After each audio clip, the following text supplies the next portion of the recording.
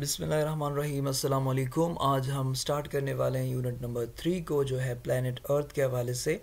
इससे पहले 2 यूनिट्स में हम जो कंसेप्चुअल चीज़ें हैं उनको समझने की कोशिश कर रहे थे। हमने ज्योग्राफ़ी को पढ़ा, ज्योग्राफ़ी के डिफरेंट काइंड्स को पढ़ा, उसके बाद उसके ब्रांचेस को पढ़ा, फ़िज़िकल एंड ह्यूमन ज्योग्राफ़ी को पढ़ा। इसमें हम प्लैनेट अर्थ को पढ़ेंगे। इसमें हम सोलर सिस्टम के अंदर किस तरह हमारा अर्थ एग्जिस्ट करता है और इसके ओरिजिन के हवाले से जो फ़िलासफ़र्स और डिफरेंट साइंटिस्ट की जो मुख्तलिफ़ थीरीज़ हैं उनको भी समझने की कोशिश करेंगे। तो ये जो चैप्टर है इसको थोड़ा सा हम नेचुरल अप्रोच के साथ पढ़ने वाले हैं, समझने वाले हैं। ठीक है, तो चलिए स्टार्ट करते हैं। सबसे पहले बात करते हैं सोलर सिस्टम की, कि सोलर सिस्टम क्या चीज़ है। सोलर सिस्टम बेसिकली आप देख सकते हैं कि the sun and its family is known its as solar system. सूरज और उसका जो फैमिली है उसको सोलर सिस्टम कहेंगे। फैमिली में क्या चीज़ें शामिल हैं? फैमिली में हमारे पास आ जाते हैं 8 प्लैनेट्स। ठीक है, आप देख सकते हैं मर्क्यूरी है, वीनस, अर्थ, मार्स, जुपिटर, सैटर्न, यूरानस और नेपच्यून। ये 8 प्लैनेट्स हैं। इसके अलावा सैटेलाइट्स आ जाते हैं। सैटेलाइट्स किसे कहते हैं? सैटेलाइट्स कहते हैं कि ये जो 8 प्लैनेट्स आप देख रहे हैं ये बेसिकली सूरज के इर्द गिर्द जो है वो रिवॉल्व करते हैं। ठीक है ना। और सैटेलाइट्स वो होते हैं वो चीज़ें जो इन प्लैनेट्स के इर्द गिर्द रिवॉल्व करती हैं। फॉर एग्ज़ाम्पल जिस तरह ज़मीन है तो ज़मीन के इर्द गिर्द कुछ और भी चीज़ें रिवॉल्व करती रहती हैं। फॉर एग्ज़ाम्पल चाँद है तो चाँद आप ज़मीन का एक सैटेलाइट है। इस तरह डिफरेंट प्लैनेट्स के मुख्तलिफ़ किस्म के चाँद होते हैं, ज़्यादा तादाद में भी होते हैं, तो वो उनके सैटेलाइट्स कहलाते हैं। और सैटेलाइट्स का मतलब ये है कि कुछ ह्यूमन सैटेलाइट्स भी होते हैं जिसको हम भेजते हैं, जो नासा ने भेजें या किसी और इस तरह इदारा जो ऊपर खला में भेजता है, वो जो ऊपर से मालूमात फराहम करता है, तो वो भी सैटेलाइट्स, लेकिन वो नेचुरल नहीं होते।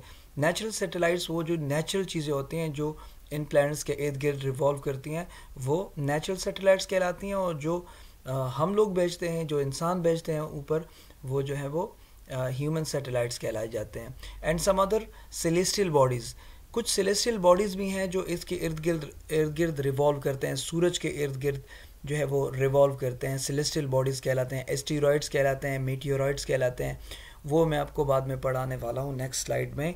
लेकिन ये सारी चीज़ें जो होती हैं ना, ये बेसिकली सोलर सिस्टम कहलाती हैं।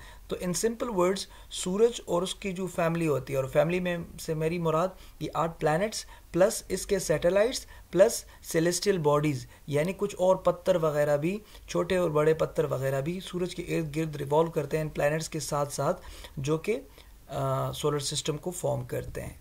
ठीक है, अब समझते हैं, थोड़ा सा अपने टॉपिक की तरफ बढ़ते हैं।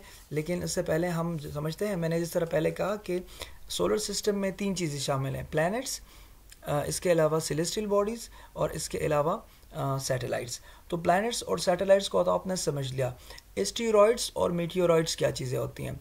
एस्टेरॉइड्स आप देख सकते हैं, देखें ये इनर प्लैनेट्स हैं। आप अगर देखें ना, देखिए ये सूरज है, ये 4 आप देख रहे हैं, ये इनर प्लैनेट्स कहलाए जाते हैं। फिर इसके बाद यानी मार्स और जुपिटर के बीच में एक लेयर है, पत्थर, बड़े बड़े पत्थर रिवॉल्व करते हैं सूरज के इर्द गिर्द। ठीक है, तो वो एस्टेरॉइड कहलाते हैं।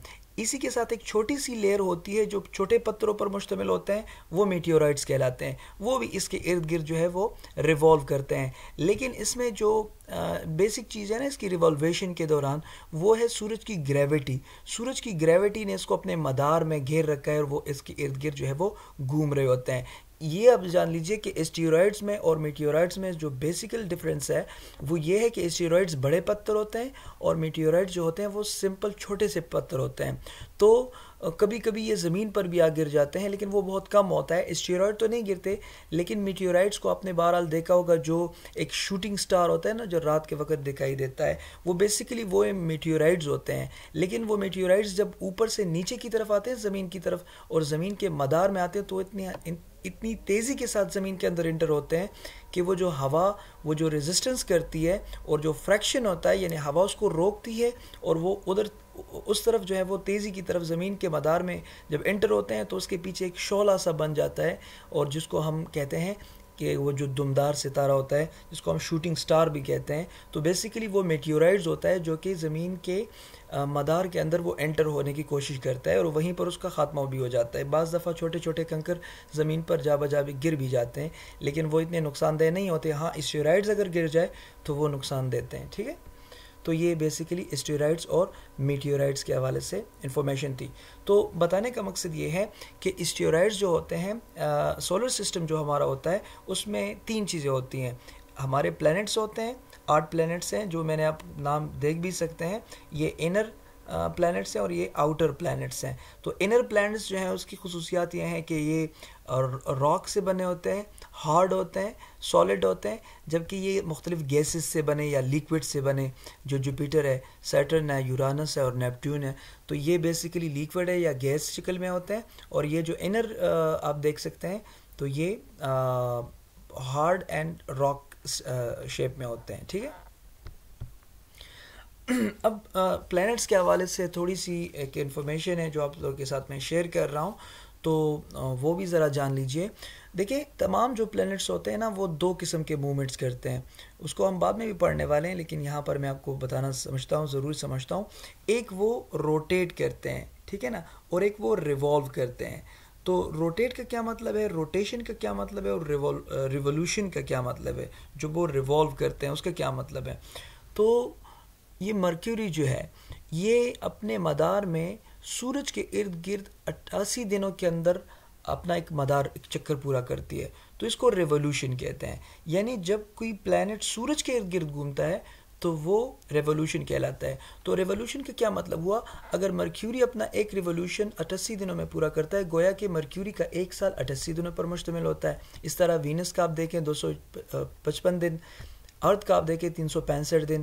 اب دیکھیں نا جوپیٹر کا آپ دیکھیں وہ انتہائی سلو مومنٹ کرتا ہے اپنے مدار میں سورج کے ارد گرد.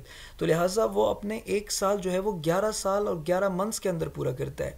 لیکن اس کے بغیر آپ دیکھیں باقی کا بھی آپ دیکھ سکتے ہیں، لیکن اس کے علاوہ یہ جو اپنے مدار پر اپنے ایکسس پر جب وہ روٹیٹ کرتا ہے تو بیسیکلی وہ دن اور رات اس سے کنورٹ ہوتے ہیں. تو روٹیشن سے دن اور رات کا تعلق ہوتا ہے اور ریولوشن سے جو ہے وہ ایک سال کا تعلق ہوتا ہے. تو آپ دیکھیں کہ مرکیوری کا جو ایک دن ہے وہ ہمارے دنوں کے حساب سے 59 ڈیز بنتے ہیں، جبکہ آپ دیکھیں نا ہمارے جو روٹیشن ہے وہ 24 گھنٹوں کے اندر پورا کر لیتا ہے، لیکن ریولوشن 365 دنوں کے اندر. اس طرح مرکیوری اپنا روٹیشن 59 دنوں میں جبکہ ریولوشن 88 دنوں میں. اس کے علاوہ آپ دیکھ بھی سکتے ہیں اس کے جو چاند ہوتے ہیں، فار ایگزامپل مرکیوری کا کوئی چاند نہیں ہے، اس کا مطلب مرکیوری کا سیٹلائٹ نہیں ہے، نیچرل سیٹلائٹ. اس طرح وینس کا بھی نہیں ہے، مون کا ایک سیٹلائٹ ہے، ٹھیک ہے، یعنی چاند. اس کے علاوہ مارس کے 2، جوپیٹر کے 9، اور اس کے علاوہ سیٹرن کے 62، یورانس کے 27، نیپٹیون کے یہاں پر مٹ چکا ہے لیکن اس کے 14 ہیں. ٹھیک ہے، تو یہ پلینٹس کے حوالے سے تھوڑی سی انفارمیشن تھی جو آپ کے ساتھ میں نے شیئر کر لی. اب آتے ہیں اوریجن کے حوالے سے. ہم یہ سمجھتے ہیں کہ پلانٹ ارتھ جو کہ سولر سسٹم میں تیسرے نمبر پر پلانٹ ہے، تو اس کے اوریجن کے حوالے سے ڈیفرنٹ تھیریز موجود ہیں جس کو فلاسفرز نے بیان کیا، جن کو مختلف سائنٹسٹ نے بیان کیا. اس کو ہم سمجھنے کی کوشش کرتے ہیں کہ اس کے زمین کے جو اوریجن کے حوالے سے مختلف اسکالرز، مختلف فلاسفرز اور مختلف سائنٹسٹ جو ہیں وہ کیا اپنی تھیریز بیان کرتے ہیں. تو اس کے حوالے سے 2 قسم کی تھیریز موجود ہیں. ایک ارلی تھیریز جو ابتدا میں دی گئی، بالکل وہ ہائپوتھیسز ہیں سارے، کوئی اس میں کوئی لا، کوئی قانون، کوئی اس طرح کی بات نہیں ہے جس کو ہم کہیں کہ یہ بس اس کے بعد جو ہے وہ ریسرچ بند ہو گئی اور یہی کافی ہے. نہیں، یہ ہائپوتھیسز ہیں سارے کے سارے. ابھی بھی کلیئر نہیں ہے کہ کون سا والا ہائپوتھیسس زیادہ درست ہے. ہاں یہ ہے کہ جو ماڈرن تھیوریز ہیں وہ زیادہ تصور کی جاتی ہیں صحیح، لیکن جو ارلی تھیوریز ہیں وہ تو ایک ہائپوتھیٹیکل سٹیٹمنٹس تھے، اور ابھی جو ہے وہ اس کو ہم مطلب جدید دور میں نہیں مان سکتے. تو 2 قسم کی تھیوریز پائے جاتے ہیں، ایک ارلی تھیوریز ہیں اور ایک ماڈرن تھیوریز ہیں. تو اس کو ہم پڑھنے والے ہیں لیکن دوسرے سیکشن میں اور دوسری ویڈیو میں ہم اس کو سمجھنے والے ہیں. ٹھیک ہے، اللہ حافظ.